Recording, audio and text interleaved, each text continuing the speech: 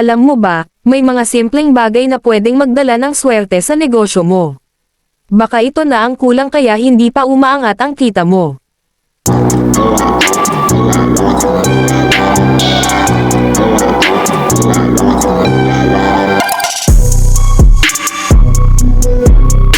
Welcome back sa channel ko. Kung bago ka sa channel ko, huwag kalimutan mag-subscribe at kung napadaan ka dito, huwag ka munang mag-scroll, baka isa dito sa pampaswerte na magbibigay sa'yo ng tagumpay. Kung ikaw ay may maliit na negosyo, sari-sari store, online selling, o kahit anong racket, ang video na ito ay para sa'yo. Dahil ibabahagi ko ang mga pampaswerte na sinasabi ng marami na nakakatulong sa pag-asenso.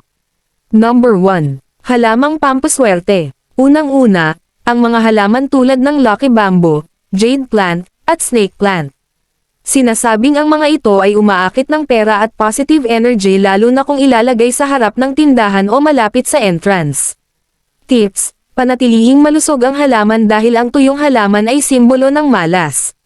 Number 2. Red na kulay. Sa paniniwala ng Feng Shui, ang kulay pula ay simbolo ng swerte at kasaganaan. Maglagay ng red decor, ampaw, o kahit simpleng ribbon sa iyong negosyo. Dahil ang pula ay sinasabing nag-a-attract ng customers at good vibes. Number 3. Unang benta sa umaga. Alam mo ba ang unang benta? Kapag may unang bumili, huwag mong gastusin agad ang perang iyon.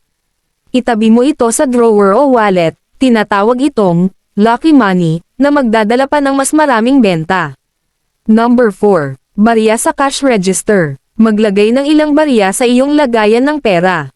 Sinasabing ito ay simbolo ng hindi nauubos na kita at tuloy-tuloy na pasok ng pera. Number 5. Malinis na entrance. Importante rin ang malinis at maaliwalas na harap ng negosyo. Dahil dito pumapasok ang swerte at customers, kung magulo, baka pati swerte ay umatras. Tandaan, ang swerte ay hindi lang sa paniniwala, samahan mo ito ng sipag, tiyaga, at tamang diskarte. Malay mo, isa sa mga ito ang magbukas ng pintuan ng tagumpay sa negosyo mo. Kung gusto mo pa ng ganitong tips, i-like, share, at subscribe mo ang channel na ito. At comment mo, papasok ang swerte.